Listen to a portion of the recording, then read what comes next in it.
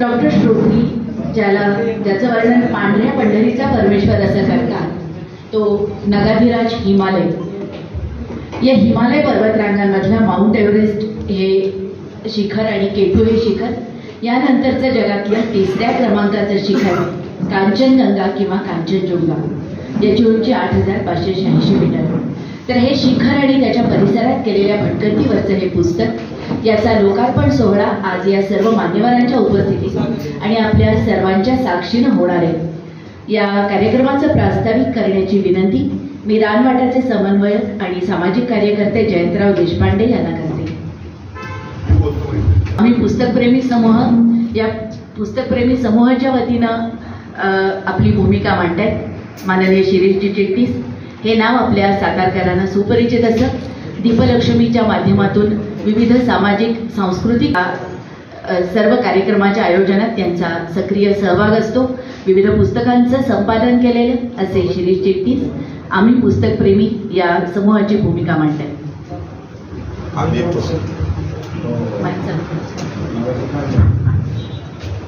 आम्ही पुस्तकप्रेमी समूह आणि रानवाटा निसर्ग आणि पर्यावरण मंडळ सातारा यांच्या वतीनं कांचनगंगेच्या कुशीत या पुस्तकाचा लोकार्पण सोहळा आज सातारमध्ये होत आहे. या पुस्तकाचा प्रकाशन समारंभ 8 ऑगस्टला पुण्यामध्ये करण्यात आलेला आहे. पण सर्वात महत्त्वाचं म्हणजे ज्यांच्यामुळं हे पुस्तक प्रकाशित झालं किंवा ज्यांच्या बंगल्यातून म्हणून, राजभवनमधल्या जागेतून म्हणून डॉक्टर संदीप श्रोत्री यांना कांचनगंगेचं शिखराचं जे दर्शन झालं आणि त्या दर्शनाच्यामुळं नंतर ते ह्या कांचनगंगेच्या कुशीत कायम जात राहिले. या पुस्तकात तर 2 वेळचं वर्णन त्याच्यामध्ये आहे. त्यांच्या उपस्थितीमध्ये या पुस्तकाचं लोकार्पण व्हावं ही प्रचंड इच्छा डॉक्टर संदीप श्रोत्री आणि आमच्या सर्वांच्या मनात होती. असे राज्यपाल, माजी राज्यपाल श्रीनिवास पाटील यांच्यासाठी प्रथम सर्वांनी आपण टाळ्या वाजवूया. डॉक्टर संदीप श्रोत्री यांच्या प्रेमासाठी, त्यांच्या कर्तृत्वाची माहिती असल्याने आणि त्याहीपेक्षा पर्यावरण हे जगाच्या दृष्टिकोनातून महत्त्वाचं झालेलं असल्या कारणानं हा एकमेव कार्यक्रम श्रीनिवास पाटील यांनी स्वीकारला. आणि आज तर एवढी त्याची अडचण होती कारण आपल्याला माहिती ठेवलेलं आहे आणि त्या गडबडीत सुद्धा त्यांनी सांगितलं की मी येतो आणि मग मी जातो आणि ते या ठिकाणी उपस्थित आहे ही अतिशय महत्त्वाची बाब आहे. पर्यावरणाच्या संदर्भामध्ये मिलिंद गुडाजी यांचं नाव महाराष्ट्रात सगळ्यांना माहिती आहे, देशभर माहिती आहे. विशेषतः डॉक्टर संदीप श्रोत्रीजी ते अतिशय जवळचे मित्र आहेत आणि ते प्रत्येक कार्यक्रमाला उपस्थित राहतात. पावसामध्ये त्यांच्या घराच्या खाली पाणी साचलेलं होतं, गाडी सुद्धा चालू करता येत नाही. अशा वेळेला गाडी चालू केल्यावर त्याला सांगण्यात आलं की गाडी बंद करू नका मध्ये वाटेल कुठल्याही परिस्थितीत. त्यांच्या गाडीची सातारमध्ये आली तर लाईट चालू होती, ते आता बहुतेक बंद करण्यात यश मिळालं असावं. पण ते स्पेशली सातारकरांच्या प्रेमासाठी संदीप श्रोत्रींसाठी या ठिकाणी उपस्थित आहेत. ज्या आशिष मानेंच्या मागं डॉक्टर संदीप श्रोत्री यांनी आपलं बळ उभं केलं, समाजाचं बळ उभं केलं आणि एव्हरेस्टवर जाऊन आले. कांचनगंगाचं शिखर त्यांनी शिखरपट त्यांनी पादाक्रांत केलं. असे आशिष माने या ठिकाणी उपस्थित आहेत. सातारा जिल्ह्याचे नवनियुक्त असं नाही परंतु आमची अजून ओळख नाही असे फॉरेस्टचे प्रमुख मान्य सातपुते साहेब या ठिकाणी आहेत. अखिल भारतीय मराठी साहित्य महामंडळाचे कोषाध्यक्ष आणि ज्यांच्यामुळे सातारला संमेलन घडतंय ना मॅडम अखिल मराठी साहित्य संमेलन, ते मान्य विनोद कुलकर्णी या ठिकाणी उपस्थित आहेत. जयंत देशपांडे आता आले तेही आहेत. या सर्वांचं प्रथमतः मी मनपूर्वक स्वागत करतो. आपल्याला माहिती आहे की पर्यावरण किती महत्त्वाचं होत चाललेलं आहे, परंतु डॉक्टर संदीप श्रोत्रींचं असं वैशिष्ट्य आहे की पर्यावरणाबरोबरच त्यांची जी लिंक आहे म्हणजे त्यांचं जे आपण म्हणतो जसं श्रीनिवास पाटील यांचं यशवंतराव चव्हाण हे गुरु थोडक्यात म्हणजे किंवा शरद पवार आता हे गुरु, तसं गोनी दांडेकर असतील, बावरी चित्तमपल्ली असतील, या सगळ्यांच्या लाईनमध्ये किंवा त्यांच्या परंपरेमध्ये बसणारं नाव म्हणजे डॉक्टर संदीप श्रोत्री आणि ही आपल्याला सातारकरांच्यासाठी अतिशय आनंदाची बाब आहे. आपल्याला माहिती आहे की परंतु मला एक असं लक्षात आलं जे खरं मी नम्रपणे सांगू इच्छितो की आपण बघतो की डोंगरदरे अभ्यास आहे का श्रोत्रेंचा आहे, त्यांचा पर्यावरणाचा अभ्यास आहे का आहे, विशेषतः जगामध्ये वेगवेगळ्या डोंगरदऱ्यांचा अभ्यास आहे काय. पण ह्याच्या बरोबरच ते माउंटर आहे म्हणजे विशेषतः बेस कॅम्प पर्यंतचा त्याचा जो एक पल्ला आहे त्यांनी गाठलेला आहे तो अतिशय महत्वाचा आहे. म्हणजे हेच जरी ही सगळी मंडळी मी जरी म्हणत असलो तरी सुद्धा प्रत्येक गोष्टीमध्ये ती आहेतच असं नाही, परंतु ह्यांचं मात्र वैशिष्ट्य ते आहे. आणि दुसरं वैशिष्ट्य असं की त्यांचं लिखाण जे आहे म्हणजे त्यांची जवळपास 12 पुस्तकं प्रकाशित झालेली आहेत. एव्हरेस्टच्या पायथ्याशी 2 आवृत्त्या झाल्या, सूक्ष्मकटाकाश 4 आवृत्त्या झाल्या, क्लास प्लॅटोची 3री आवृत्ती प्रकाशित झाली, मार्ग इंग्लिशची 6वी आवृत्ती प्रकाशित झालेली, चाल अन्नपूर्णेची, काटेरी केल्याची सफर, दुर्ग महाराष्ट्रातील, कासवाचं बेट, मनोराष्ट्रीय अरण्य, इंकाची देवदारी, रहस्यमय पेरू, निसर्ग पेरू अशी पुस्तकं प्रकाशित होत असताना कांचनगंगेच्या कुशीत हे पुस्तक जे प्रकाशित होत आहे हे अतिशय महत्वाचं पुस्तक आहे. आणि त्याच्यापेक्षा त्यांचं पुढचं पुस्तक जे प्रकाशित होत आहे ते जीवन त्यांना कळले हो. आणि ह्या जीवन त्यांना कळले हो मध्ये विशेषतः त्यांनी ज्या लोकांवर लिहिलेलं आहे जगातल्या त्या पर्यावरण स्नेही लोकांच्यावर त्यांनी लिहिलेलं आहे. आणि त्याच्यावरून आपल्याला लक्षात येतं की जगाचा त्यांना किती एक प्रकारचा पर्यावरणाच्या संदर्भातला ध्यास आहे. मग त्याच्यामध्ये शांतिदूत जेन गुडाल, ओरांगटाऊनचे अखेरचे आशासन डॉक्टर बिरुटो गार्डिकल्स, सिंथिया गॅस आता पियानो वाजवत नाही, अनाथांचं नाथ डेव्हिड शेल्ड्रिक, ॲलन ह्यूम ज्याने भारतीय पक्षीशास्त्राचा पिता ओळखलं जातं त्यांच्यावर लिहिलंय, सर जोसेफ हुकर ज्यांनी हिमालयातील आद्य वनस्पती संशोधन ज्याने केलं त्याच्यावर लिहिलंय, प्रकाश आमटे मंदाकिनी आमटेवर लिहिलंय, मारुती चित्तमपल्लींवर लिहिलंय, एक साली चिमणी आदमी को सलीम अली बना देते, आणखीन काही असं साधारणपणे 25 लोकांच्यावर लिहिले. हे मी एवढ्यासाठी सांगितलं की शेवटी माणूस लिहितो. मी आता लिहिणारी बरीच माणसं बघितली त्यांना आपल्या साहित्याशिवाय काय सुचत, आपल्या साहित्याचीच पताका सगळीकडे लावायची, दुसऱ्याबद्दल बोलायचं नाही. परंतु सध्या आवश्यकता ही आहे की वेगवेगळ्या प्रकारे साहित्यिकांना पुढे आणणं, साहित्यिकांचे कार्यक्रम घेणं आणि ते काम आम्ही पुस्तक प्रेमी समूहाच्या वतीनं डॉक्टर संदीप श्रोत्री करतायत किंवा ती वेगवेगळ्या लोकांच्यावर लिहितात, वेगवेगळ्या लोकांना मार्गदर्शन करतायत. ही बाब मला त्यातल्या त्यात अतिशय महत्वाची. मी मध्यंतरी वाचत होतो सर, एक मला महत्वाचं वाटलं की त्यामध्ये असं म्हटलं होतं, मला नक्की माहीत नाही पण आपण ग्राह्य देऊ, मोठा लेखक आहे ते नाव घेत नाही, तर ते असं म्हटलं की वेगळे लेखक गेल्यानंतर त्यांच्या साहित्याची जी खप आहे तो कमी होतोय. त्या त्यांनी पु ल देशपांडे यांचं पण नाव घेतलं, पण ते म्हणजे मारुती चित्तमपल्लींचं मात्र वाढतंय सगळं. म्हणजे ते गेले त्याच्यावर त्यांची पुस्तकाचा खप आहे प्रचंड वाढतो आहे. वास्तविक त्यांनी शेवटच्या 15 वर्षामध्ये त्यांनी लिहिलेलं सुद्धा नाहीये तरी सुद्धा तो वाढतो आहे. असं जेव्हा ते म्हणतात तेव्हा माझ्या एक लक्षात आलं की सध्या जगामध्ये पर्यावरण हा अतिशय एक प्रकारचा संवेदनशील विषय झाला, अतिसंवेदनशील विषय झाला. तर प्रत्येकाला असं वाटतं की पर्यावरण टिकलं पाहिजे, पर्यावरण वाढलं पाहिजे, पण ते शेजारी वाढलंय, माझ्याकडे नको वाढायला पाहिजे. आणि माझ्याकडे पर्यावरण वाढलंय अशा पद्धतीनं काम करणारी ही मंडळी आहे, त्यात बहुतेक सगळी स्टेजवर उपस्थित आहे. ही त्याच्यामधली अतिशय एक प्रकारची महत्वाची बाब आहे असं म्हणतात वावगं चालणार नाही. आणि त्याहीपेक्षा माझ्या असं लक्षात आलं की श्रोत्रींची एक प्रकारे पर्यावरणावर काम करत असताना आमटेंकडे जातायत, ते तिथं जाऊन ऑपरेशन्स करतायत, तिथं शिबिर अटेंड करतायत किंवा साहित्यावर लिखाण करत असताना आपल्या डॉक्टरी प्रेक्षामध्ये अतिशय चांगल्या प्रकारे ते महत्व देत आहेत. आणि एक वेळ साहित्यामध्ये चूक होईल पण तिकडं त्यांच्या हातनं चूक होत नाही. हे जे सगळं आहे हे एक प्रकारचं आपल्याला म्हणून की देण आहे म्हणजे हरकत नाही. आताचे हे जे 2 कॅम्प आहेत विशेषतः त्यांनी केलेले कांचनगंगेचे, एक कॅम्प जो होता तो सिक्कीमच्या माध्यमातून होता, हा कॅम्प जो होता बोईचाला ट्रेक हा जो होता हा भारतामधला होता. आणि दुसऱ्या बाजूने पुन्हा कांचनगंगाची सगळी शिखरं कशी दिसत आहेत यासाठी त्यांनी नेपाळमधनं केलेला एक जो कॅम्प होता तो सुद्धा अतिशय महत्वाचा होता. पण त्याहीपेक्षा ते असं म्हणतात की हे दोन्ही कॅम्पचं झाल्यानंतर की स्कंद पुराणामध्ये असे म्हटले की उगवत्या सूर्याच्या किरणामुळे झाडा पानावरील दवबिंदू जे आपण नाही शकतात त्याचप्रमाणे नगाधिराज हिमालयाच्या केवळ दर्शनानेच मानव जातीच्या मनामधील पापे नष्ट होतात. आणि हे बघताना त्यांचा प्रचंड अभ्यास करतात. मला वाटतं अजून सुद्धा ते अभ्यास करतील. म्हणजे मला तुम्हाला माहिती का नाही मला माहित नाही, परंतु मारुती चित्तमपल्लींनी जर्मन भाषा शिकली होती. मारुती चित्तमपल्ली रशियन भाषेमध्ये तज्ज्ञ होते. मारुती चित्तमपल्ली संस्कृत भाषेमध्ये तज्ज्ञ होते. ते बंगाली भाषेमध्ये तज्ज्ञ होते. आणि ते जगातल्या वेगवेगळ्या पर्यावरणवादी लोकांचं हे साहित्य ओरिजिनल त्यातलं वाचलं. ज्या भाषेने शिकले नाही ते अनुवादित स्वरूपात वाचलं. जसं श्रोत्री हे इंग्रजीवर प्रभुत्व असणारं व्यक्तिमत्व आहे. वेगवेगळ्या पद्धतीतून ते लिखाण करताना ललित लेखन जे करतो म्हणतो आपण ते म्हणतात. म्हणजे तुकाराम महाराज येतात त्यात, रामदास स्वामी येतात, ज्ञानेश्वर येतात, अशी सगळी मंडळी त्यात येतात. आणि त्या छोट्या छोट्या उदाहरणांमुळं आपल्याला पुस्तक खाली ठेवत नाही. हे जे काम आहे हे सातारचं भूषण आहे.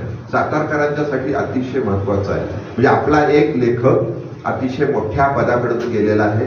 जेव्हा पुण्यामध्ये विनोद कुलकर्णी असं म्हटले की पुढच्या कालावधीमध्ये अखिल भारतीय मराठी साहित्य संमेलनाचे अध्यक्ष म्हणून संदीप श्रोत्री पुण्याला वाव निर्माण झालेला आहे. ही अतिशय महत्वाची बाब आहे. हे सगळं जे आपल्याकडे होतंय.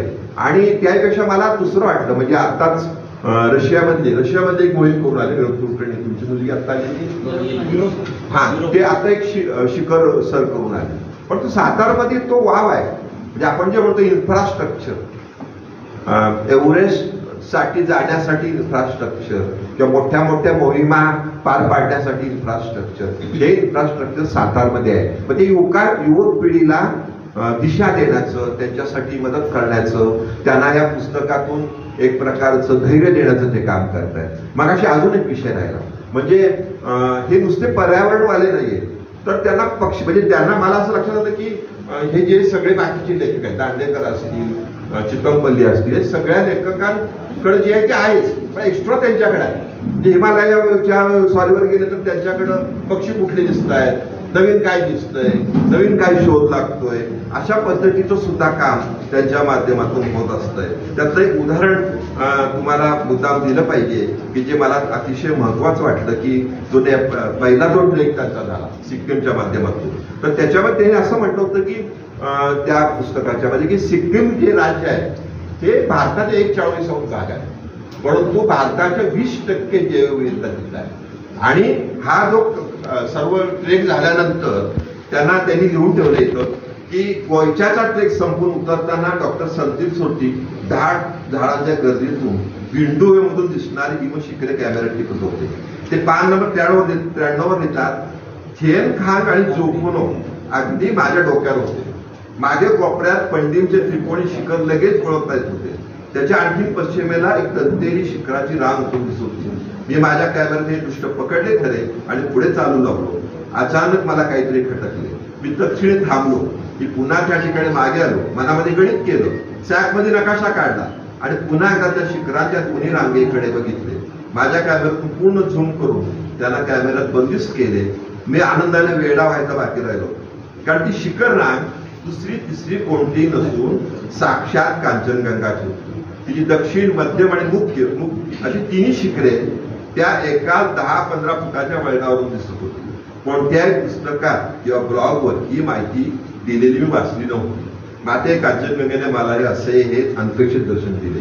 म्हणजे 10 फुटाच्या त्या ठिकाणावरून ते दिसतंय. म्हणजे आता ह्यांच्या पुस्तकावरनं एकाच वेळेस ब्लॉगवर येईल ते, बाकीच्या ठिकाणी माहिती, पण हे नम्रपणे मांडतायत. ते असं म्हणत नाही मी संशोधन केलं, ते माझं आहे, असं कुठलंही ते म्हणत नाही.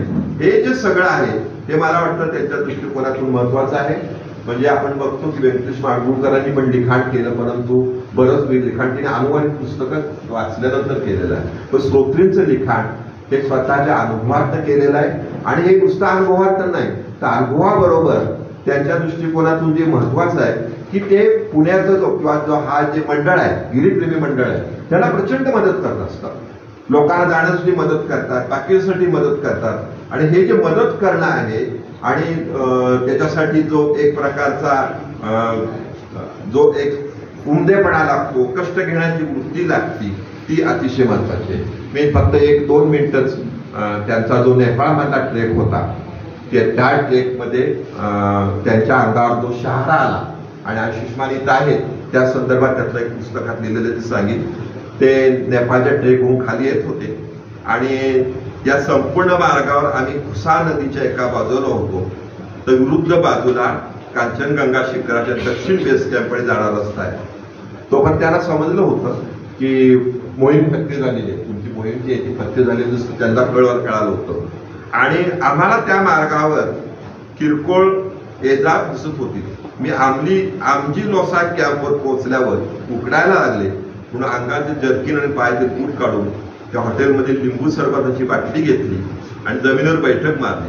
तितक्यात खालून येणारा एक नेपाळी माणूस आमच्यापाशी आला आणि मला त्याने हिंदीतून एक बातमी सांगितली. तो खाली तापले तो गावातून सकाळी निघाला होता. त्यांनी सांगितले की काल दुपारनंतर कांचनगंगा शिखर मोहिमेतील 2 भारतीय गिर्यारोहक अति उंचीवरील आजाराला बळी पडले असून त्यांना हेलिकॉप्टरवरून सुटकेसाठी प्रयत्न चालू आहेत.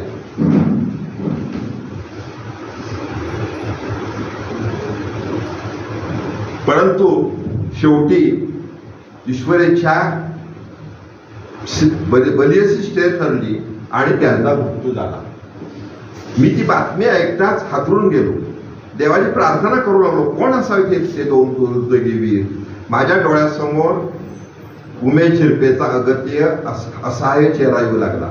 पुण्यातील गिर्याप्रेमींचे कार्यालय नजरेसमोर येऊ लागले. मी ताडकन उठलो आणि मिन्मयाला बोलवले. तो त्यांचा जो होता स्थानिक भ्रमणध्वनीची रेंज त्या हॉटेलच्या एका बाजूला गेली होती. त्यांनी सांगितले. त्याचा भ्रमणध्वनी घेतला आणि केशवजी यांचा नंबर फिरवला. तो काही केलं लागत नव्हता. शेवटी मी धीर करून सातारा शहरामध्ये असलेल्या माझ्या पत्नीचा नंबर फिरवला. तो मात्र चटकन लागला. दुपारचे 4 वाजले होते. तिला मी भीतभीतच मोहिमेची वार्ता विचारली. तिने माझे आणि सर्वांचे अभिनंदन करून आत्ताच आशिष माने याच्याशी संभाषण केल्याचे सांगितले. सर्वच्या सर्व 10 गिर्यारोहक बेस कॅम्पवर सुखरूप आहेत असे तिने सांगितले. मात्र त्या क्षणी माझ्या डोळ्यात अश्रू उभे राहिले. मी काहीच बोलू शकत नव्हतो. मी शांतपणे डोळे मिळून बसतो. तितक्यात करिश्मा आणि लाखवा 2 जण आले. त्यांना उपग्रह धरून बातमी समजली होतीच. गिरीप्रेमी मोहिमेबरोबर पश्चिम बंगाल मधील 4 जण होते. त्यांच्यातील 2घांचा मृत्यू झाला होता. म्हणजे एका बाजूनी त्यांची मोहीम फत्ते झाली होती, मोहिमेच्या आनंदात होते, परंतु त्याचं लक्ष सगळं जे होतं ते गिरीप्रेमीचं जे ग्रुप आहे ते जे वरच हे बेस कॅम्प पर्यंत गेले होते, ते वरच्या पर्यंत गेले होते, ते सर होतंय का नाही ते सर झालं. आनंद होतं. आनंद झाल्यावर त्यांनी माहिती घेतली. 2-3 दिवस खाली येईपर्यंत अडचण असती आणि त्यांना जेव्हा हे कळलं तेव्हा त्यांची जी जीवाची एक उलाढाल झाली आणि ती जी येत असती लिखाणामध्ये येत असते ती महत्वाची आहे. त्यामुळं आपण अशा या माणसाच्या दृष्टिकोनातून मला फार चांगलं असं वाटतं की हा खरं गिर्यारोहकच व्हायला पाहिजे होता. पण त्या कालावधीमध्ये आपल्याला माहिती आहे कुटुंब व्यवस्थेमध्ये पहिल्यांदा तुम्हाला उत्पन्नाचं साधन काय असं विचारलं जातं. पुणे प्रथमतः डॉक्टर झाले, परंतु त्याने असं एका ठिकाणी म्हटलेलं आहे, स्वर्ग नको सुरलोक नको मदलोभ सहा इल्लोक आवा, तृप्ती नको मदमुक्ती नको पण येथील हर्षणी शोक आवा. त्यामुळे अशा या डॉक्टर संदीप श्रोत्रेंच्या पुढच्या साहित्यिक सर्व कारकिर्दीला मी शुभेच्छा देतो. श्रीनिवास पाटील यांच्या राजभवनवरून त्यांनी जे कांचनगंगाचं दर्शन घेतलं होतं त्या दर्शनामुळं त्यांना आयुष्यामधला बराच काळ हे दर्शन आणि लोकांच्यावर माहिती पुरवणं यासाठी त्यांनी जे काही अपरिमित कष्ट घेतलेले आहेत ते या पुस्तकात आहेत. सर्वांना विनंती करेन की प्रत्येकाने हे पुस्तक वाचा. आपण हे शाळांमध्ये विद्यार्थ्यांपर्यंत पुस्तक पोहोचवलं पाहिजे असं मला वाटतं. पुन्हा एकदा या कार्यक्रमाच्या निमित्तानं सर्वांचं मी स्वागत करतो आणि माझे 2 शब्द संपवतो. जय जवान. कांचनगंगाच्या कुशीत या पुस्तकाच्या लोकार्पण सोहळ्याच्या निमित्तानं उपस्थित असलेले सिक्कीमचे माजी राज्यपाल, माजी खासदार आदरणीय पाटील साहेब, ज्येष्ठ अभिनेते, निसर्गप्रेमी, रानवाडच्या प्रत्येक कार्यक्रमाला आवर्जून उपस्थित असणाऱ्या मिलिंदजी गुणाजी,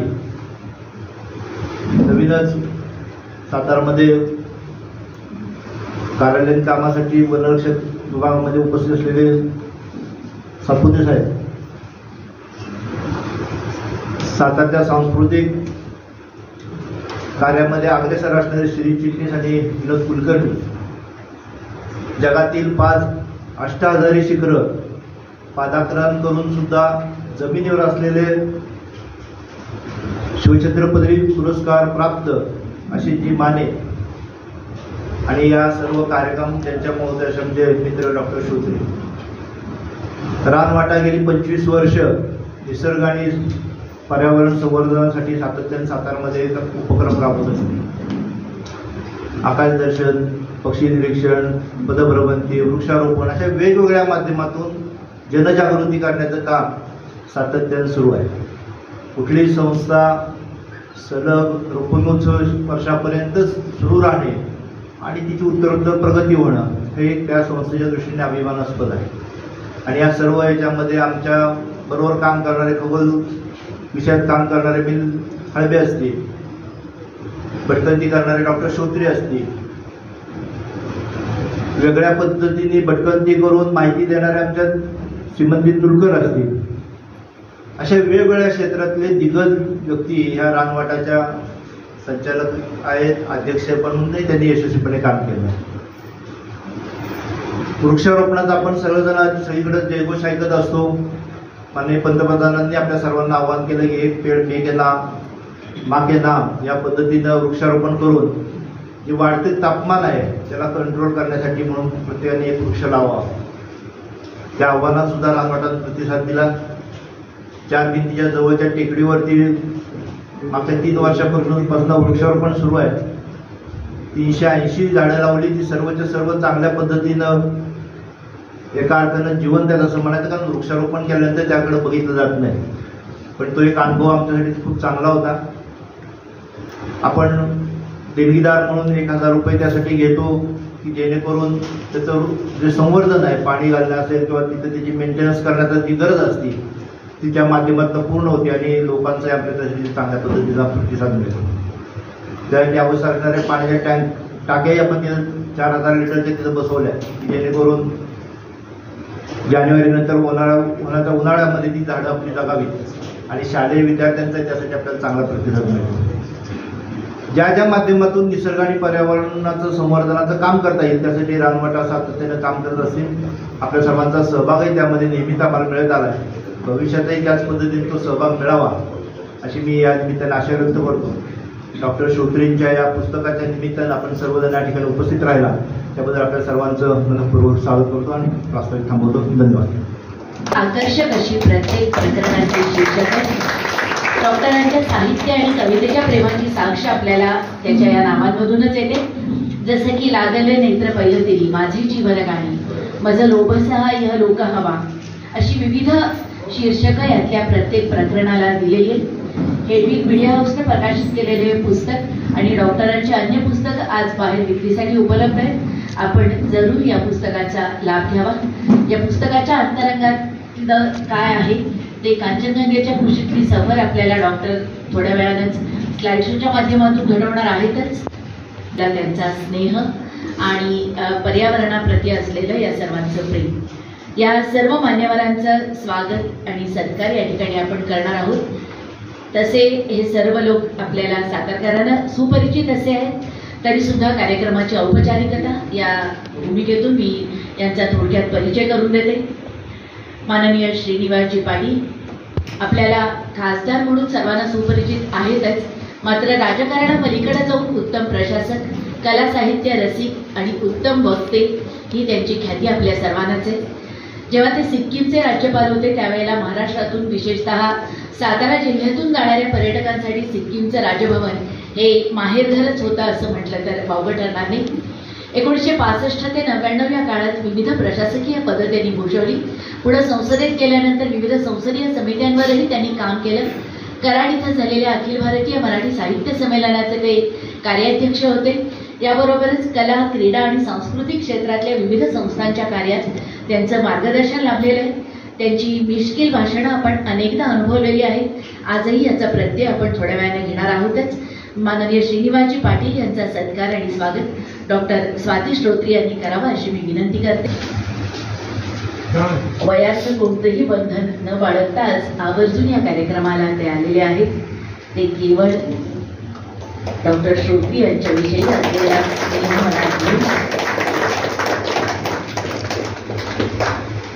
धन्यवाद. पपिया या पहिल्या चित्रपटापासून सुरुवात करून गेले. फरेब, विरासत, देवदास, भूलभुलैया 2 ही त्यातली काही नावं. पर्यटनावर आधारित त्यांची अनेक पुस्तकं प्रकाशित झालेली आहेत. माझी मुलुखी, भटकंती, अनवट, गड किल्ल्यांची भटकंती अशी विविध पुस्तकं. असे निसर्गप्रेमी आणि भटकंतीप्रिय लेखक आज दुसऱ्या समानधर्मी लेखकाच्या पुस्तक लोकार्पणासाठी आले. त्यांचा सत्कार माननीय विनोद कुलकर्णी यांनी करावा अशी मी विनंती करते.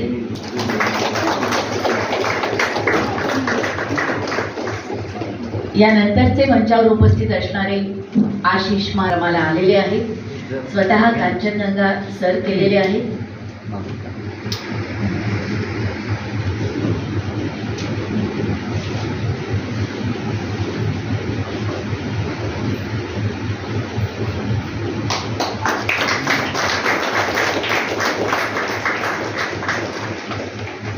या कार्यक्रमाला आज आवर्जून उपस्थित राहिलेले माननीय अमोलजी केलेले आहे आणि अर्थातच सातारकर त्याला नक्कीच प्रतिसाद देतील. माननीय अमोलजी सातपुते यांचा सत्कार जयंतराव देशपांडे यांनी करावा अशी विनंती.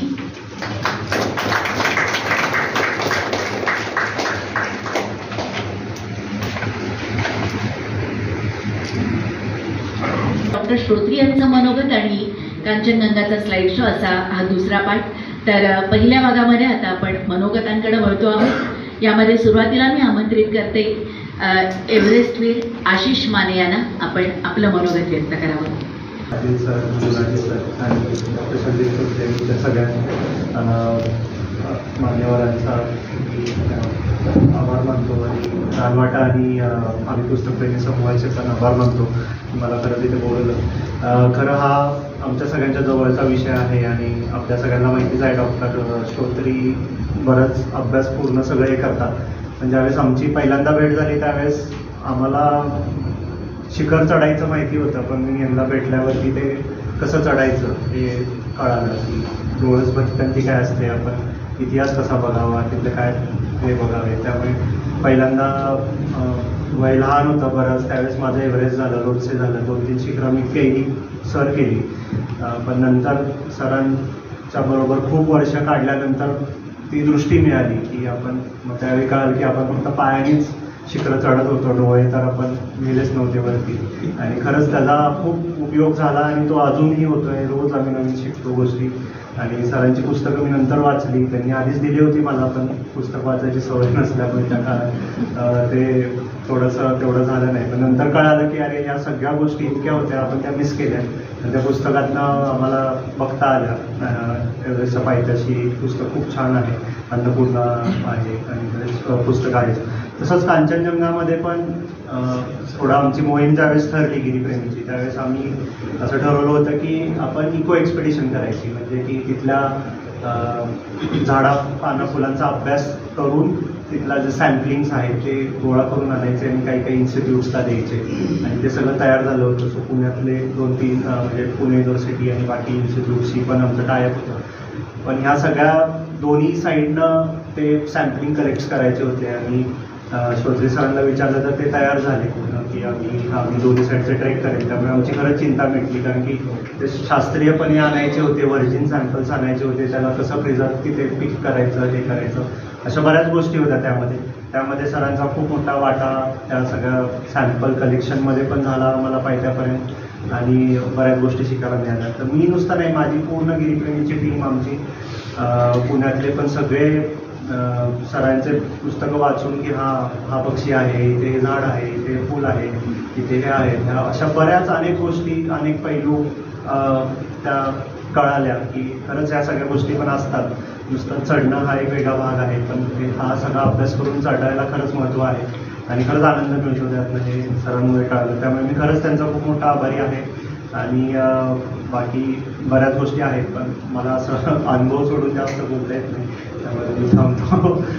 थँक्यू परत एकदा सगळ्यांना बोलल्यावर. शिखर सर केलेल्या एका मुलीचे पिता ही त्यांची आजच्या कार्यक्रमाच्या दृष्टीनं महत्त्वाची ओळख आहे. मी विनोदजींना विनंती करते की आपण आपलं मनोगत व्यक्त करावं. आपल्या सगळ्यांचे मित्र डॉक्टर संदीप श्रोत्री यांच्या पुस्तकाचा लोकार्पण सोहळा आज होतोय. आणि ह्या लोकार्पण सोहळ्याला साताऱ्यातले सगळ्यात आवडते लोकप्रतिनिधी म्हणजे श्रीनिवास पाटील साहेब हजर आहेत आणि श्रीनिवास पाटील साहेबांना बघितलं की खासदार कसा असावा असं सातारकरांना प्रश्न विचारला तर त्याचं उत्तर श्रीनिवास पाटील येतं. श्रीनिवास पाटील हेच योग्य व्यक्ती आजच्या कार्यक्रमाला प्रमुख पाहुणे म्हणून असावेत असा डॉक्टर श्रोत्रींचा आग्रह होता आणि श्रीनिवास पाटील साहेबांनी तो मान्य केला. हे खूप चांगलं झालं कारण कांचनगंगेचं दर्शन सुद्धा श्रीनिवास पाटलांमुळेच मलाही झालेलं होतं. मी त्यांना एका कार्यक्रमासाठी बोलवण्यासाठी गेलो होतो कराडमध्ये त्यांच्या घरी. त्यावेळेस त्यांनी सांगितले की तुम्ही आधी सिक्कीमला या आणि सिक्कीम बघा. मग अशी वैद्यही त्यांनी उल्लेख केला की सिक्कीम हे आपलं माहेरघर झालेलं होतं. नव्या राज्यपाल भवनाच्या एका रूममध्ये आम्ही राहत होतो. 2-3 रूम आम्हाला त्यांनी दिलेल्या होत्या आणि रात्री 2:30 वाजता त्याच्या वर जावा म्हटले टेरेसवर आणि तिथनं तुम्ही 2:30 वाजता कांचनगंगा बघा. म्हणजे जीवनात काय बघितलं पाहिजे हे सुद्धा श्रीनिवास पाटलांमुळे आम्हाला शिकायला मिळालं आणि डॉक्टर श्रोत्री सुद्धा कांचनगंगेच्या प्रेमात श्रीनिवास पाटलांमुळेच पडले असं म्हणायला काही हरकत नाही. डॉक्टर श्रोत्रींच्या कार्यक्रमासाठी उपस्थित असलेले मिलिंद गुणाजी सर आहेत, अमोल सातपुते नवीन वन अधिकारी आहेत आणि आशिष माने जे डॉक्टर श्रोत्रींच्या मार्गदर्शनाखाली घडलेला एक एव्हरेस्टवीर किंवा 5 अष्टहजारी शिखरे सर करणारा एक शिखरवीर सुद्धा कार्यक्रमाला उपस्थित आहे. म्हणजे इतकी सगळी माणसं जमवण्याची क्षमता फक्त डॉक्टर श्रोत्रींमध्येच आहे असं मला वाटतं. कारण निसर्ग वेड असेल, पर्यावरण वेड असेल आणि साहित्य वेड आणि पुन्हा निरोगी आरोग्य सेवा देण्याचं वेड असे अनेक वेड असलेला माणूस म्हणजे डॉक्टर श्रोत्री आहे ना. हे सगळं वेड त्यांनी सातारकरांनाही लावलेलं आहे. म्हणजे लेखन कसं करावं, सहज सोपी भाषा कशी वापरावी आणि ती आशयपूर्ण सुद्धा कशी करावी आणि विविध शब्दांच्या दागिन्यांनी ती कशी सजवावी हे श्रोत्रींचं पुस्तक वाचल्यानंतर आपल्या लक्षात येतं. म्हणजे कांचनगंगांसारखी अनेक शिखरं आम्ही दुरून बघितली, मात्र शब्दांनी ती कशी सजवावी हे श्रोत्रींचं पुस्तक वाचल्याशिवाय आमच्यासारख्या संपादकाला सुद्धा ते समजणार नाही किंवा ते शब्द सुचण्याचं सामर्थ्य आमच्या पत्रकारितेच्या लेखणीमध्ये नाही. इतकं शब्द सामर्थ्य डॉक्टर श्रोत्रींकडे आहे. त्यांचं एव्हरेस्टच्या पायथ्याशी पुस्तक मी वाचलेलं आहे, गंगेच्या कुशीत हे सुद्धा पुस्तक मी वाचलेलं आहे. म्हणजे पर्यावरण आणि निसर्गाच्या सान्निध्यात राहून लेखन कसं करावं. आशिष माने जसं म्हटलं की आम्ही फक्त पाय वर घेऊन गेलो होतो, पायाबरोबर डोळे सुद्धा वर घेऊन गेलं पाहिजे. तर निसर्गाच्या सान्निध्यात जाताना डोळे कसे वर न्यावेत हे जर आपल्याला समजून घ्यायचं असेल तर कांचनगंगेच्या कुशीतलं पुस्तक हे निश्चितपणे वाचलं पाहिजे. सातारा जिल्ह्यात आपण साहित्य संमेलन आणलं. महाराष्ट्र साहित्य परिषदेत सातारा जिल्ह्याला महत्त्व नव्हतं. अखिल भारतीय मराठी साहित्य महामंडळात सातारा जिल्ह्याला महत्त्व नव्हतं. ते महत्त्व सुद्धा आणलं. पण हे सगळं आणल्यानंतर साहित्य संमेलनाचा अध्यक्ष आपल्या जिल्ह्यातला होऊ शकतो का, तर फार कमी नावं आपल्या सातारा जिल्ह्यामध्ये आहेत. त्यामध्ये डॉक्टर श्रोत्री हे एक नाव आहे. पुण्याच्या कार्यक्रमामध्येच मी सांगितलं होतं की डॉक्टर श्रोत्री भविष्यात साहित्य संमेलनाचे अध्यक्ष होऊ शकतात. इतकी लेखणी त्यांची सक्षम आणि मजबूत आहे. तर भविष्यामध्ये डॉक्टर श्रोत्री हे साहित्य क्षेत्रात शिखरावर जावेत. म्हणजे आता सगळे त्यांनी पायथे केलेले आहेत, आता साहित्यामध्ये मात्र त्यांनी पायथा ठेवून शिखरापर्यंत वाटचाल करावी अशा शुभेच्छा देतो आणि माझे 2 शब्द थांबतो. धन्यवाद. विनोद येत आहेत आणि त्या निमित्तानं वेगळं दर्शन डॉक्टर श्रोत्री यांचंही होते आणि प्रत्येकाचेच विचार आपल्याला ऐकायला मिळतात. यानंतर मी आमंत्रित करणार आहे माननीय मिलिंदजी गुणाजी यांना. छोट्या मोठ्या पडद्यावर आपण त्यांना पाहिलेलंच आहे. आज प्रत्यक्ष या ठिकाणी आपण त्यांना ऐकणार आहोत. माननीय मिलिंदजी गुणाजी. नमस्कार. आम्ही पुस्तकप्रेमी, रानवाटा आणि तुम्ही सगळे समोर म्हणलेले सातारकर मित्रमंडळी, स्टेजवरचे सगळे मान्यवर, त्यांचा आता परिचय तुम्हाला झालेलाच आहे आणि तसे ते तुम्हाला परिचितच होते. मला अतिशय आनंद होतो इकडे आज या सुंदरशा सोहळ्याला मला आमंत्रित केल्याबद्दल. खरं सांगायचं तर मी इकडे असतो आणि मला आमंत्रित केलं नसतं तरी मी आलो असतो, नाही का. डॉक्टरांना माहिती येते. कारण मला एक 2 गोष्टी तुम्हाला सांगायच्या आहेत की एक तर मला या साताऱ्याबद्दल फार आपुलकी आहे. कारण माझ्या आयुष्यातला एक सुंदरसा काळ म्हणजे काही वर्ष त्या साताऱ्यामध्ये मी व्यतीत केलेली आहे. आणि त्याचं कारण म्हणजे माझं इंजिनिअरिंग झाल्यावर मी एक कारखाना सुरू केला होता आणि त्याचं कारखान्याचं इरेक्शनपासून ते कारखाना सुरू होणं हे सगळं काही त्याच्यावर बराच वेळ जातो हे तुम्हालाही माहिती आहे. आणि समोर बसलेले मिलिंद दळवे त्यात माझे एक सहकारी होते आणि असे आम्ही काही मित्रमंडळींनी मिळून तो कारखाना सुरू केला होता. त्यानिमित्ताने साताऱ्यात माझं बरंच वास्तव्य झालं आणि तुम्ही जी भटकंती पाहता, म्हणजे ज्या भटकंतीमुळे तुम्ही मला ओळखता आणि ती भटकंती नंतर महाराष्ट्रात खूप पॉप्युलर झाली, त्याची सुरुवात खरं तर साताऱ्यात झाली. कारण तो जो आमच्याकडे वेळ असायचा, म्हणजे आमचं फॅक्टरीचं काम वगैरे झाल्यावर आमच्याकडे काही काळ उरलेला असायचा, तेव्हा आमच्यात मी जातीवंत भटके असल्यामुळे आणि मिलिंदसुद्धा माझ्याच जातीतलं असल्यामुळे आम्ही सहज एकमेकांना म्हणायचो, अरे चल बाईक काढ, आपण जाऊया कुठलं तरी जवळपास ठिकाण पाहता येतं का बघूया.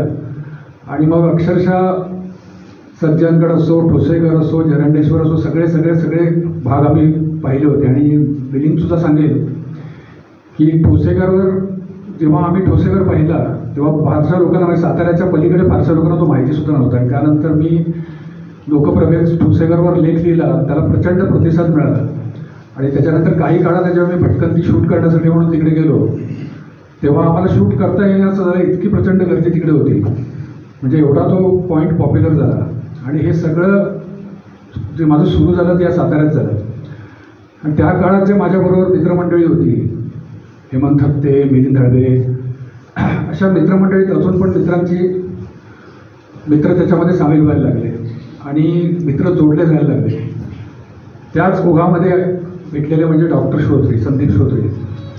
आता एक आपण ज्याला म्हणतो समाजशील व्यसनेषु सक्षम, त्या न्यायाने जवळजवळ मला ज्या काही गोष्टी, जी काही क्षेत्र आहेत ज्याच्यात मी कार्यरत आहे आणि ज्या गोष्टी मला आवडतात त्या बहुतेक क्षेत्रात ते आहेतच, फक्त डॉक्टरकी सोडून. आणि मी ते काय त्यात भानगडीत पडणार नाही कारण मी इंजिनियर आहे, पण एनिवे, पण बाकी ज्या आमच्या अदर दॅन म्हणजे एक्स्ट्रा करिक्युलर ॲक्टिव्हिटीज आहेत त्या जवळपास सारख्या आहेत. म्हणजे मला लोक अष्टपैलू वगैरे म्हणतात, पण मी म्हणेन थोडं अंघोळभर पुढे जाऊन दशपैलू वगैरे असा काही शब्द असेल तर ते डॉक्टर श्रोत्री आहेत. कारण त्यांना अजून काही कला त्यांना अवगत आहे, अजून काही गोष्टी त्यांच्याकडे आहेत. तुम्हाला माहिती आहे का मला माहिती नाही, पण ते अतिशय उत्तम पेंटर आहेत. अधूनमधून त्यांची पेंटिंग्स माझ्याकडे येत असतात आणि खरोखर हे कधी करतात त्याचा मला प्रश्न पडतो. आता माझीसुद्धा 12 पुस्तकं झाली आहेत आणि मला आनंद होतो की मला त्यांनी सरपास केलेला आता. तुमचं 13 ना, त्या 14 हां, अच्छा. त्यामुळे माझ्या जसं त्यांनी म्हटलं की पायथ्यापासून त्यांनी शिखराला साहित्याच्या जायला पाहिजे, तसं त्यांची आता सुरुवात झालेली आहे आणि मला खात्री आहे की लवकरच ते तिकडे जातील. पण माझं मेन इकडे येण्याचं दुसरं कारण, पहिलं तुम्हाला सांगितलं की ही जी मित्रमंडळी मला भेटतात इकडे, आमचं एक सुंदरसं गेट टुगेदर होतं श्रोत्रीच्या बंगल्यावर यवतेश्वराला. आणि तिकडे सुरेख असा काव्यशास्त्र विनोदीनं असा आमचा सोहळा होतो. त्याच्यामध्ये शास्त्रीय संगीत असतं, गझल असतात, काव्यवाचन असतं आणि आमचा वेळ कसा जातो आम्हाला कळतही नाही. आणि मी त्या गोष्टीची वाट बघत असतो आणि मी टपून बसलेला असतो असं म्हणायला सुद्धा हरकत नाही की कधी मला इकडे साताऱ्याला जायला मिळतं आहे. आता उद्या पण माझा एक कार्यक्रम आहे, त्यानिमित्ताने मी येणार असं श्रोत्रींना सांगितलं. श्रोत्रींना पण माहिती होतं की आपली तर भेट होणारच आहे. त्यांनी मला सांगितलं की माझं पण याचं पुस्तकाचं आहे, लोकार्पण आहे. म्हटलं अरे मी तर येणारच, म्हणजे काही प्रश्नच नाही. म्हणजे असं आमचा संबंध आहे, त्याच्यामध्ये काही कुठे कृत्रिमपणा नाही आहे, सगळं नैसर्गिकपणे आमचं ही मैत्री अव्याहत पुढे चाललेली आहे. तर मनापासून माझ्या त्यांना शुभेच्छा. अजूनही अशी पुस्तकं त्याने लिहावीत आणि अजून पेंटिंग्स करावीत, अजून पक्षी निरीक्षणं करावीत आणि लोकांनाही असंच बरं करत राहावं. थँक्यू, धन्यवाद. पासून त्यांना आपण वाचत आलेलो आहोत. पुन्हा एकदा धन्यवाद देते आणि यानंतर मी मनोगत व्यक्त करण्यासाठी आमंत्रित करते माननीय अमोलजी सातपुते, उपवन संरक्षक सातारा. आपण आपलं मनोगत व्यक्त करावं. आजच्या आणि पर्यावरण संवर्धन मंडळ सातारा आणि आम्ही पुस्तकप्रेमी समूह यांच्या माध्यमातून आयोजित डॉक्टर संदीप श्रोत्री यांच्या त्या कांचनगंगेच्या कृषीत या कार्यक्रमाच्या पुस्तकाच्या लोकार्पण सोहळ्याच्या कार्यक्रमामध्ये आवर्जून उपस्थित असलेले माननीय श्रीनिवासजी पाटील साहेब, मिलिंदजी गुणादी सर, त्याचबरोबर ज्यांचं पुस्तक आज प्रकाशित होत आहे, झालं आहे आत्ताच, डॉक्टर संदीप श्रोत्री आणि व्यासपीठावरचे इतर मान्यवर. खरं म्हणजे मी साताऱ्यामध्ये 1 महिना पण नाही झाला जॉईन होऊन, 18 जुलैला जॉईन झालो आणि डॉक्टर संदीप श्रोत्री यांची ओळख फोनवरूनच झाली काही दिवसांपूर्वी. ॲक्च्युली त्यांच्या पुस्तकाबद्दल कास पठारवर जेव्हा गेलो मागच्या 15 दिवसात तेव्हाच ऐकलं होतं की त्यांनी काहीतरी लिहिलेलं आहे आणि कास पठार हे पुस्तक त्यांचं फार फेमस आहे असं ऐकायला मिळालं होतं. अजून मला ते वाचायचं आहे, परंतु मी या ठिकाणी आवर्जून सांगतो की वनविभागाच्या वतीनं आता मी सर जेव्हा बीडवरून इकडं भारतीय वनसेवेमध्ये दाखल झालो 2021ला, बीडला मी विभागीय वन अधिकारी म्हणून होतो. श्रीनिवास पाटील सर मला वाटतं IAS असताना जिल्हाधिकारी होते तिथं. हां येस. आणि त्यांच्या कामाच्या पगमार्क्स पाऊल पण आम्ही तिथं बघितलेले आहेत. त्यानंतर भारतीय वनसेवेत दाखल झाल्यानंतर मी जुन्नरला पुणे जिल्ह्यामध्ये उपवन संरक्षक म्हणून काम केलं आणि मी खरंच स्वतःला भाग्यवान समजतो की शिवजन्मभूमीमध्ये सुरुवातीला काम करायची संधी मिळाली आणि आता परत महाराजांच्या प्रचंड पराक्रमानं पावन झालेल्या या साताऱ्याच्या भूमीमध्ये मला काम करायची संधी मिळते आणि त्यामध्ये सुद्धा जो की जागतिक वारसा झालेला आहे कास पठार, याच्या संवर्धनासाठी प्रयत्न करण्याची संधी मला मिळते. माझ्या कामाची पद्धत मी जुन्नरला असताना सुद्धा तिथं ज्या देवराया आहेत 99 देवराया, तर त्यांचं एक पुस्तक आम्ही प्रकाशित केलं होतं वनविभागाच्या वतीनं. जुन्नर वन विभागातील निसर्ग संवर्धनाचा समृद्ध वारसा देवराई या नावाचं पुस्तक होतं. अभ्यासक होते तिथले लोकलच आणि तसाच प्रयत्न मी इकडं कास पठाराच्या बाबतीमध्ये सुद्धा करायचं ठरवलं. परंतु त्यापूर्वीच मला असं कळालं की डॉक्टर संदीप श्रोत्री यांनी अतिशय सुंदर पुस्तक कासवरती लिहिलेलं आहे. आता आवर्जून मला ते वाचावं लागणार आहे.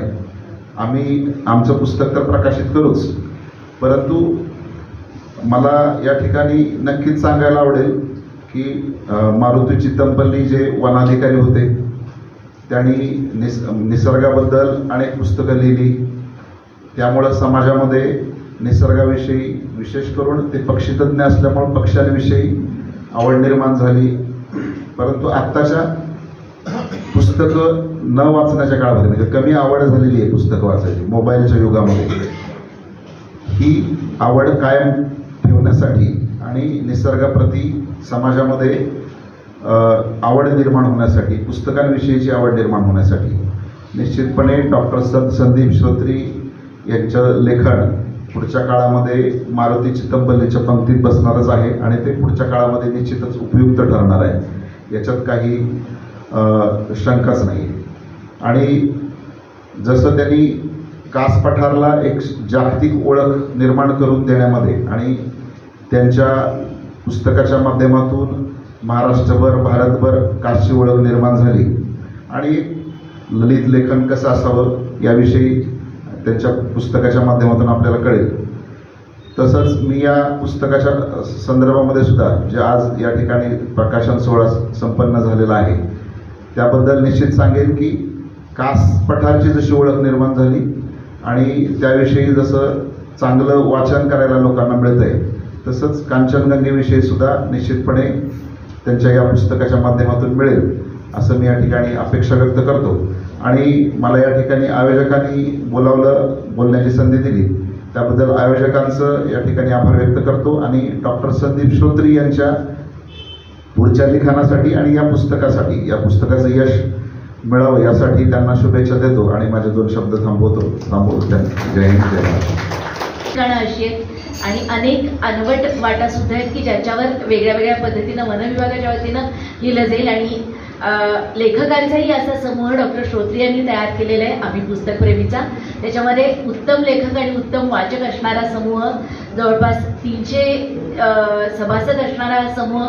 त्यामुळे तुम्हाला निश्चितपणाने या समूहाचं सहकार्य या उपक्रमासाठी नक्की लाभेल. पुन्हा एकदा आपल्याला धन्यवाद देते आणि या कार्यक्रमामध्ये पुढे जाताना आता आपण आजच्या या कांचनगंगेच्या कुशीतसह अनेक पुस्तकांचे लेखक डॉक्टर संदीप श्रोत्री यांचा आता आपण सत्कार करणार आहोत. मी माननीय श्रीनिवासजी पाटील यांना विनंती करते की आपण डॉक्टर श्रोत्री यांना सन्मानित करावं. अवघठाणाने कारण पुस्तकप्रेमीसारखा समूह विविध व्यक्तिमत्वावरती असणारा असा समूह सांभाळण्याची मोठी गोष्ट आहे.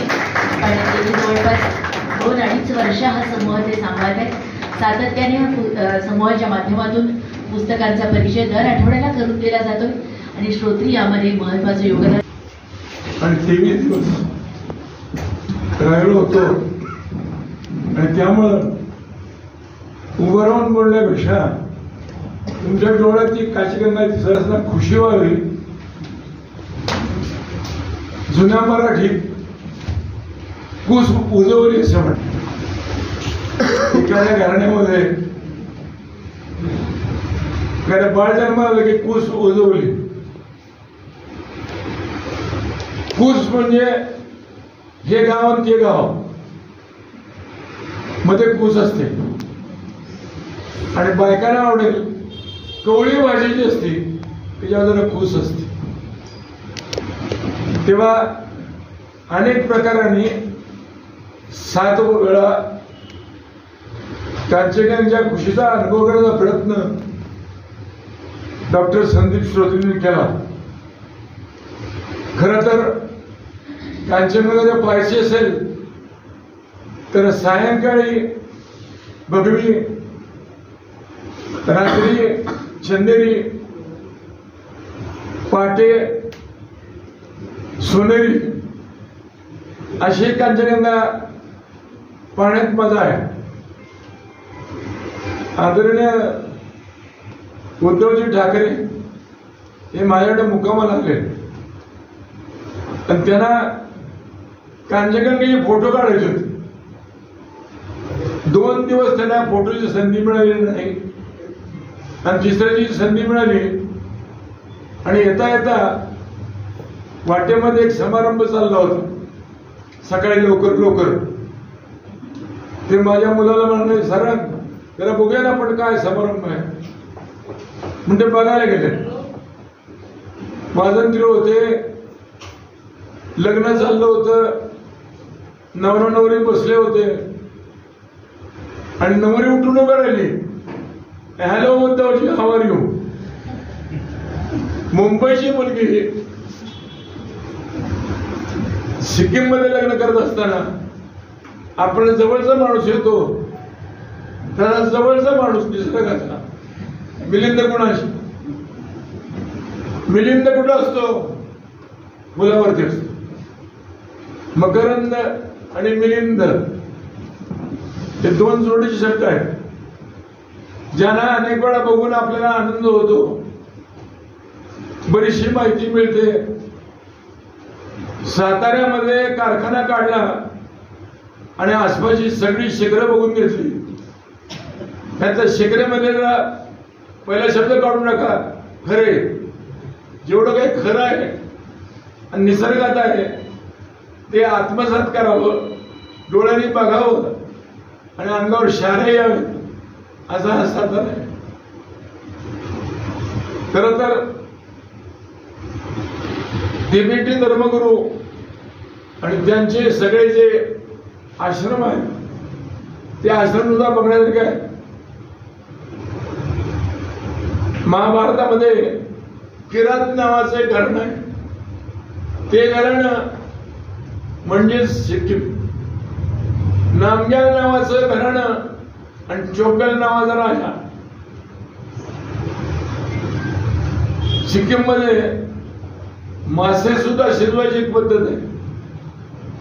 दगड टाकायची, त्याच्या खाली लाकडं टाकायची, ती लाकडं पेटवायची आणि वरून दगड रचायचे ना मध्ये मासे ठेवायचे. सिक्कीम हे वेगळंच आहे. 26 एप्रिल 1975 एका सातारकरानंच स्वर्गीय यशवंतराव चव्हाणांनी हे सिक्कीम भारतात आणलं. त्यांनी ठराव मांडला आणि तो रेफरंडम ज्याला म्हणतात, आपण शब्द ऐकला, सर्वमत सार्वमत. जे सिक्कीम विषयी जे अगोदर आपण काश्मीर विषयी ऐकलं होतं पण कधी ते झालं नाही. 97% लोकांनी सिक्कीम भारतात विलीन व्हावं असा आग्रह धरला. इंदिरा गांधी या भारताच्या पंतप्रधान होत्या. स्वर्गीय यशवंतराव चव्हाण हे गृहमंत्री होते.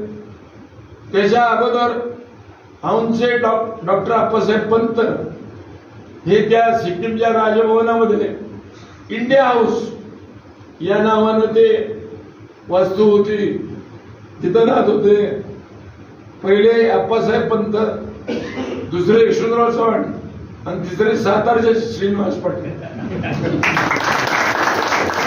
त्यामुळे या समारंभाला जायचं. सकाळी काही गोष्टी व्यावहारिक घरामध्ये घडल्या, तरी पण मी ठरवलं होतं की ज्या संदीप सुरजींनी अनेक बाजूनी ही कांचनगंगा बघितलेली आहे आणि खुशीची गंमत जी आहे ना, ती मातेची खुश आणि आजीची खुश, या दोन खुशी कुठल्याही खुशीपेक्षा जास्त भारी. आजी ज्यावेळेला खुशीत घेते ना, त्यावेळेला आपल्याला आई खुशीत घेते त्याविषयी काही वेगळं वाटतं. कारण आजी काहीतरी देते, खाऊ देते. किंवा पूर्वीच्या बायका आमच्या आजी पिशवी बाळगायची ते, त्यात थोडंफार काय असायचं, खायचं असायचं. एखादी चवली असायची, एखादी पावली असायची, भोकं पडलेले पैसे असायचे, गिन्या असायच्या. ती गंमत काय वेगळीच आहे. पण भारतातली 4 शिखरं चढायला भारतानं कांचनगंगा जायला बंदी केलेली. 3 शिखरं नेपाळच्या बाजूनं सर करता येतात, तर त्या बाजूनं भूतानच्या आणि नेपाळच्या बाजून सुद्धा ही शिखर दिसतात. 4 धारा आहेत, 4 बाजूनी दिसतात. 350 पेक्षा अधिक वीरांनी कांचनगंगा सर केली आहे. आणि आताही कांचनगंगा ज्याला मिळते त्याला गंगा पावली एवढ्या आनंदानं तो येतो आणि कांचनगंगा सर केली आहे. शेवटी सर जिथं जाऊन गंगेत डुबकी मारायची, त्या गंगेत डुबकी मारण्यापेक्षा वरती बसून हवेमध्ये तिरंगा उडवायचा हा आनंद फार वेगळा आहे. आणि तो ज्याने ज्याने मिळवला तो मिळवण्याकरता प्रयत्न करणार आहे. आणि कांचनगंगा खुशीमध्ये ज्यांनी आपल्या या पुस्तकाचा सगळा प्रपंच तयार केला आहे ते डॉक्टर श्रोत्री हे माझ्याकडे आले होते.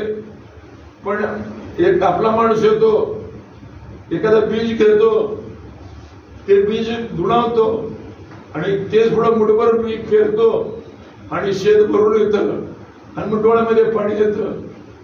पुण्याच्या टेकड्या ज्यांनी सजवला तो एक माणूस मी आहे.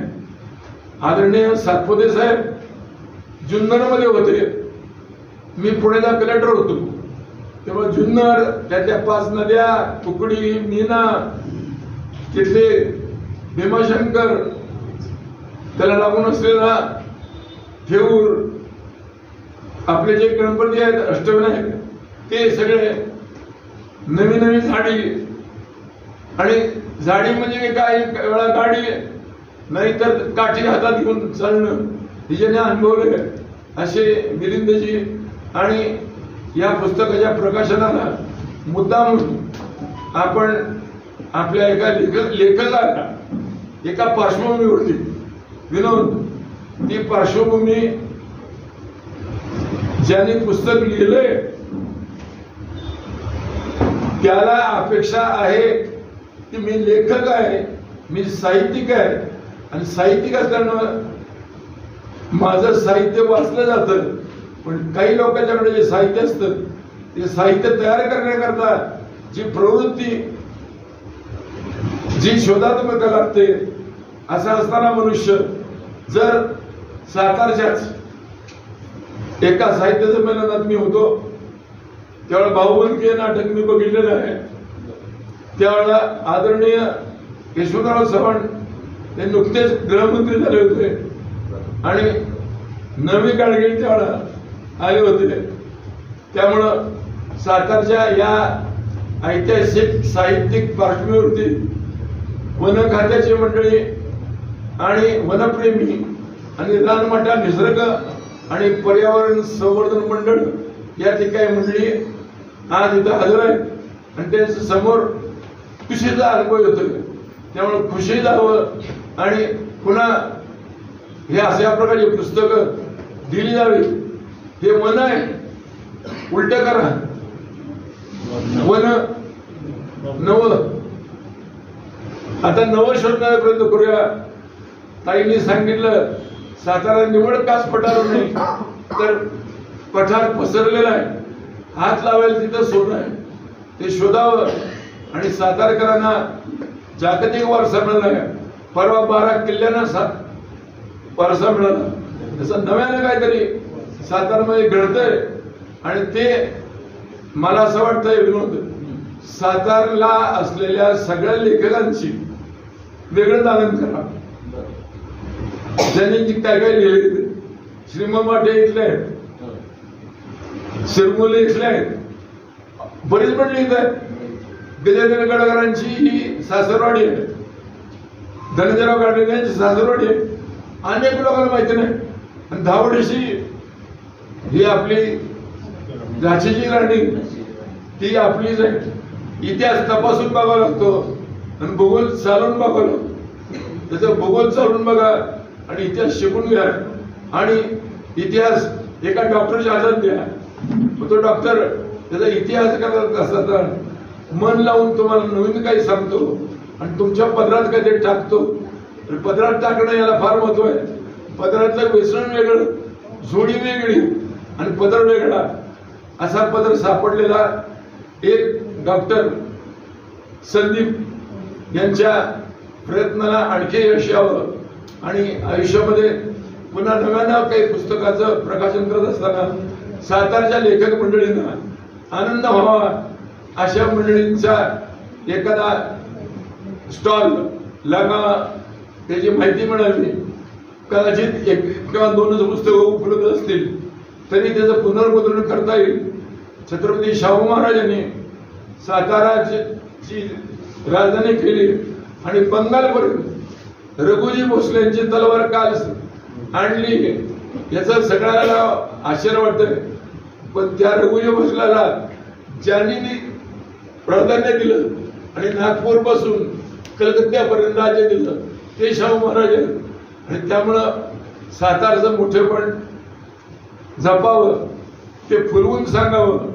ते सांगण्याकरता आपण सर्वांना प्रयत्नपूर्वक नवीन नवीन माहिती मिळावी आणि ती माहिती नक्कीच मिळेल. आपल्याला सगळ्यात महत्वाची गोष्ट अशी आहे, सिक्कीमची एखादी महिला काही कारणाने नवरा सोडून गेला आणि 2 मुलं जर असली तर गावकरी वाटणी करतात आणि पहिली वाटणी आई उचलते आणि थोरला मुलगा म्हणतो की आई मी झाल्यापासून आपल्या घराचं कल्याण झालं, तू माझ्याकडे राहा. धाकटा म्हणतो आई मी आल्यापासून बाबांना खूप आनंद झाला, तेव्हा तू माझ्याकडे राहा. स्त्रीचं स्वातंत्र्य तिच्या स्त्रीधनावर वाढवणारी गोष्ट म्हणजे सिक्कीम आहे. सिक्कीमला भिकारी नाही, 1 रुपया मागणारा माणूस तुम्हाला आढळणार नाही. सिक्कीमला कुठेही तुम्ही गेलात तर एखादी सुंदर सुंदर अप्सरा सुद्धा रात्री 12:30 वाजता एकटी जाऊ शकते. तिला हात लावण्याची प्रवृत्ती त्या भागामध्ये नाही. हे जर आपण सिक्कीम शिकलो तर अशा पुस्तकात त्याचा उल्लेख होत नाही. पण 5 वर्ष तिथं राहिल्या कारणानं एकही खटला रेपचा मी पाहिलेलं नाही, बघितलं नाही. उलट मी काय केलं, 4 पोलीस स्टेशन नव्याने निर्माण केले. DYSP मुलगी नेमली, तिच्या हाताखाली 8 इन्स्पेक्टर नेमले, 16 इन्स्पेक्टर नेमले आणि 400 मुली या भागात काम करण्यासाठी नेमल्या. आणि त्यामुळं स्त्रीला जे मोठेपण द्यायचं असतं ते जर दिलेलं पाहिजे असेल आणि आपल्या उज्ज्वल परंपरा आहेत त्या जर बघायच्या असतील तर सिक्कीमला गेलं पाहिजे. आणि मग सकाळी सुवर्णमय रात्री रुपेरी आणि मग शब्दगंगा व्हायला लागेल. आपल्या लेखणीमध्ये जेवढी ताकद असेल तेवढं तिचं वर्णन करता येईल, डोळ्यांचं करता येईल, बालोक करता येईल. ते करणारे माझे मित्र संदीप श्रोत्री याला मी मनापासून धन्यवाद देतो. मला आज सकाळपासून येणं शक्य नव्हतं, पण रानवाटा त्या शोधल्या पाहिजे आणि त्यात आपला वाटा असला पाहिजे म्हणून मला येणं उचित वाटलं.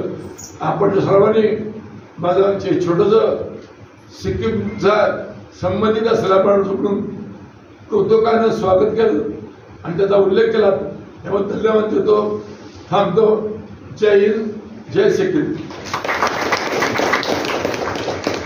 धन्यवाद आदरणीय श्रीनिवासजी. इतिहास शिकून घेणं आणि भूगोल चालून बघणं हे मला वाटतंय त्यांनी आता आपल्याला जे सांगितलं ते प्रत्येकानंच खरं तर कुठलीही भटकंती करताना त्याचा नक्कीच विचार केला पाहिजे. आज काही अडचणी असतानाही ते या ठिकाणी आवर्जून आलेले आहेत. खरंच त्यांना मनापासून धन्यवाद दिले पाहिजे, कारण वय असलं तरीही त्याचा कुठेही बाऊ न करता ते या ठिकाणी आलेले आहेत आणि त्यांनी आपले छान विचार आपल्यासमोर व्यक्त केलेले. पुन्हा एकदा आपल्याला मनापासून धन्यवाद देते आणि यानंतर आपण आमंत्रित करणार आहोत कांचनगंगेच्या कुशीत या पुस्तकाचे लेखक डॉक्टर संदीप श्रोत्री यांना. आपण आपलं मनोगत त्याचबरोबर आम्हा सर्वांना कांचनगंगेची सफर घडवून आणावी.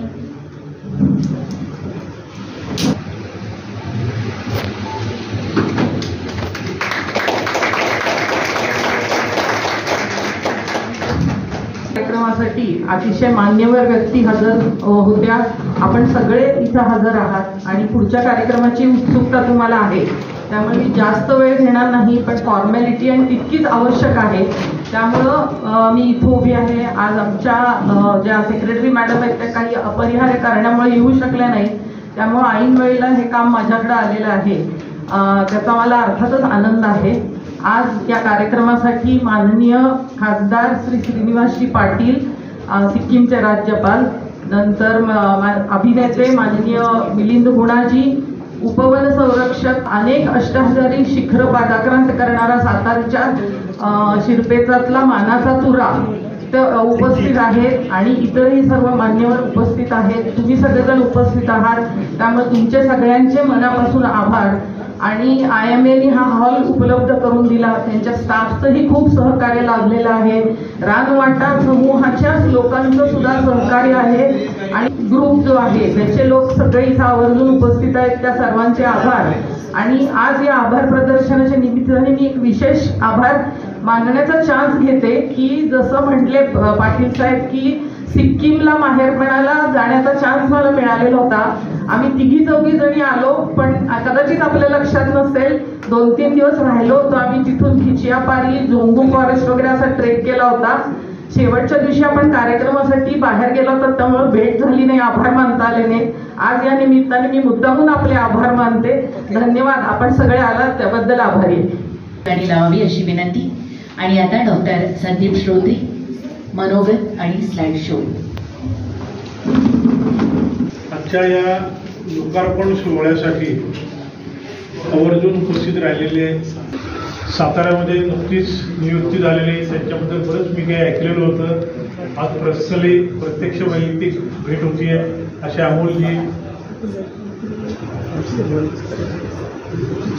या शिखराच्या चारी बाजूनं आपण आज माझी भटकंतीचा अनुभव घेणार आहात आणि पुस्तक वाचून तो अनुभव तुम्हाला द्विगुणित होईल. त्या शिखराच्या सर्वोच्च ठिकाणी ज्यानं आपली मोहर उमटलेली आहे असं आशिष माने, रानवाटा आणि आम्ही पुस्तकप्रेमी या समूहाचे सर्व माझे मित्र सहकारी आजच्या या कार्यक्रमाला आवर्जून उपस्थित असणारे अनेक परिचित मला माझ्यासमोर दिसत आहेत. सगळ्यांची नावं घेणे शक्य नाही, परंतु त्या सर्वांना मी अभिवादन सुरुवातीला करतो आणि माझं मनोगत व्यक्त करतो. कांचनगंगा हा जो हे जे नाव आहे, हे नाव खरं तर कांचनगंगा हे नाही, कांचनजुंगा किंवा कांगचेनजुंगा असं नाव आहे. आणि या कांगचेनजुंगाचा अर्थ असा आहे की 5 मोठ्या मौल्यवान खजिन्याचं ते आगर आहे. तर 5 म्हणलेत, पण मी जर ज्यावेळी शोध घ्यायला लागलो त्यावेळी 50 पेक्षा जास्त मला गोष्टी तिथं वेगवेगळ्या सापडल्या. त्याच्यामध्ये हिरे आहेत, माणके आहेत, बऱ्याच गोष्टी आहेत. पण अशा या शिखराच्या पाशी मला जे प्रथम दर्शन सिक्कीममधून झालं, गंगटोकमधनं झालं, पेलिंगमधनं झालं, दार्जिलिंगमधनं झालं.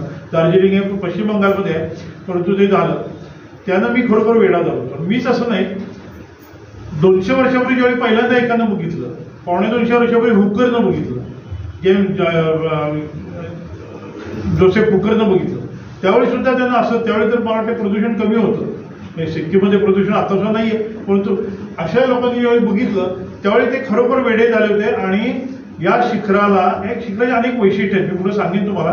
पण या शिखराकडे बघून त्यांनी असं ठरवलं होतं की या शिखराबद्दल आपण जास्तीत जास्त जवळ जाऊन त्याचा अभ्यास करायचा. म्हणून भारतातला जैवविविधतेचा पहिला जो अभ्यास झाला तो या शिखराच्या कुशीत झालेला आहे. उंची त्याची 8,586 मीटर, जगातलं 3ऱ्या नंबरचं सर्वोच्च, भारतातलं 1ल्या नंबरचं सर्वोच्च असं शिखर आहे ते. आणि मगाशी पाटील सरांनी त्यांच्या भाषणात सांगितलं सिक्कीम भारतात कसं आलं आणि त्यामुळं कांचनजंगा हे भारताचं आहे असा म्हणायचा अधिकार भारताला झाला. तर हे 75 सालाचं आहे. पण त्याही अगोदर ज्या वेळेला त्यापेक्षाही मोठा भाग हा दार्जिलिंग भारतात आला तो आहे. दार्जिलिंग हे सिक्कीमचंच होतं, गुरखालँड ही सिक्कीमचीच होती. परंतु साधारणपणे जोसेफ हुकरच्या काळात जर का आपण गेलो 1830 सालात, त्या काळामध्ये सिक्कीमचा शोध घ्यायचा ज्यावेळी त्यांनी प्रयत्न सुरू केला होता त्यावेळी त्याच्यावर त्याचं निरीक्षण हे खरोखर जैवविविधतेचं निरीक्षण आहे का राजकीय आहे, नकाशे तयार करायचे आहे, याबद्दल लक्ष ठेवणारा हा सिक्कीमच्या राजाचा दिवाणजी होता. आणि सिक्कीमच्या अतिशय उंच भागामध्ये कुरुडोकमार वगैरे जे आपण नावं ऐकले असतील, काही जण जाऊनही आले असतील, त्या भागामध्ये हुकर ज्यावेळी गेला होता त्यावेळेला त्या हुकरच्या पाठोपाठ ह्या दिवाणजीची माणसं होती. आणि त्यानं तिबेटची आणि सिक्कीमची ज्यावेळी सीमा होती ती ओलांडण्याचा प्रयत्न केला त्यावेळी त्याला अटक केली. ब्रिटिशांच्या साम्राज्याच्या एका संशोधकाला सिक्कीमच्या राजानं अटक केली. ही बातमी ब्रिटिशांच्याकडे गेली. ब्रिटिशांनी सिक्कीमच्या राजावर दबाव आणला. तो दबाव असा होता की ज्या साम्राज्यावर सूर्य मावळत नव्हता अशा साम्राज्याचा एक शेजारी देश असणारा छोटासा देश, त्या देशाच्यानं या संशोधकाला अटक करून ठेवणं, दबाव आला. आणि त्यांना सांगितलं, ब्रिटिशांच्या जे त्यांचे वकील गेले होते त्यांनी सांगितलं की आम्ही आर्मी ऍक्शन घेऊ शकतो तुमच्यावर.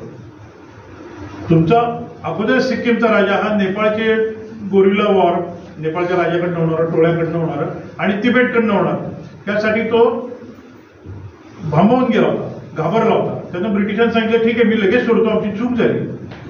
ब्रिटिशांनी त्याच्या जोडीला दार्जिलिंगचा अख्खा भाग स्वतःकडे घेतला. दार्जिलिंग जिल्हा हा वेस्ट बेंगॉलचा, पश्चिम बंगालचा जो झाला तो त्यावेळी झाला. आणि त्या दार्जिलिंगवर हे त्या ब्रिटिशांचं हिल स्टेशन झालं. जलपाईगुडी आहे, बागडोगरा नंतर झालं, परंतु हे जे सगळं झालं ते नंतरचा इतिहास आहे तो. तर असं हे सिक्कीम शहर, सिक्कीम आणि कांचनजंगा